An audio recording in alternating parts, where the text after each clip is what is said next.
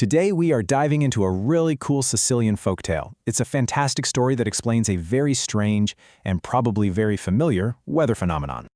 You know that feeling, right? March is finally over, you are so ready for spring, you've put away the heavy coats, and then, bam! A blast of icy wind and freezing rain just hits you out of nowhere.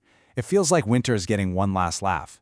Well, it turns out there's an incredible story that explains exactly why this happens. And in Italy, this little weather hiccup actually has a name, I giorni imprestati, or the borrowed days. But it's not just some weather pattern, it's a piece of folklore, a story of arrogance, revenge, and a literal battle against the elements. Okay, let's get into it. So our story really centers on two main characters, a super clever, resourceful shepherd and the personified month of March itself, as this cruel and totally unpredictable force of nature. And believe me, this was not what you'd call a friendly relationship. So on one side, you've got the shepherd, a classic Frabante, a trickster who's just trying his best to protect his flock. And on the other side, you've got March, who's seen as pazzo, crazy, unpredictable, really easily offended, and with total command of all winter weather. It's a classic setup of brains versus raw, chaotic power.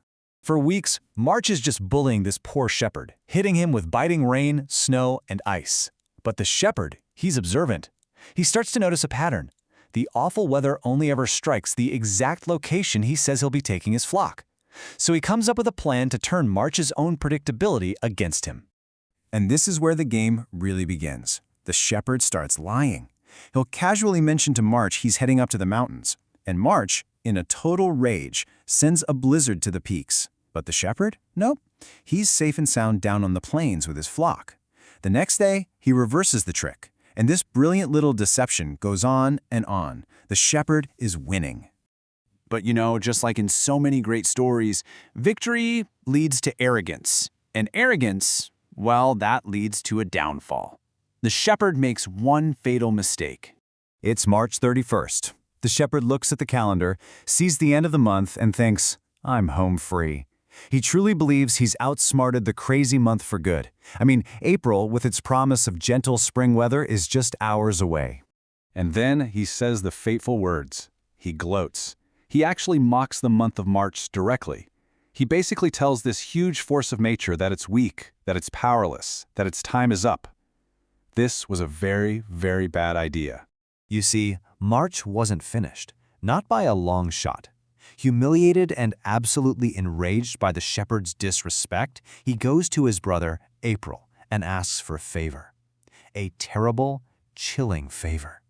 He asks to borrow 3 days. Just 3 days from the beginning of April's reign, so he can extend his own. And April, for reasons the legend kind of leaves to our imagination, says yes. With these 3 borrowed days, March unleashes everything he has. He hits the unsuspecting shepherd and his flock with the worst storm imaginable, a furious assault of ice, wind, and freezing rain. The attack is relentless. It lasts for those 3 full days, and tragically, it destroys the shepherd's entire flock. And this is where we see that the story is so much more than just a dramatic tale. It's really a vessel for some very old, very practical wisdom that's been passed down for generations. This, right here, is the core lesson. It's the moral that Sicilian parents have been telling their children for centuries. It's a powerful warning about the lingering, and very real, bite of winter. At its heart, the story is pretty much an agricultural almanac wrapped up in a myth. It's a memorable, high-stakes reminder for farmers and shepherds. Don't get fooled by a few nice days at the end of March. Don't move your flock to those vulnerable high pastures too soon, because March's tail can still sting. And what's really interesting is that while the idea of borrowed days exists in other cultures, the Sicilian version is special. In Ireland, it's an old cow that mocks the month. In Spain, it's about a shepherd who won't pay a debt. But the Sicilian tale is a battle of wits. That specific mountain versus plain deception makes our shepherd a true trickster hero, even if he does fail in the end. It really makes you think, doesn't it? The story of the shepherd and the borrowed days is a perfect example of how we humans use stories to explain the unpredictable, to pass on wisdom, and to give a human face to the powerful, chaotic forces of nature. It's a great reminder that sometimes the best way to understand the world is just through a really good story.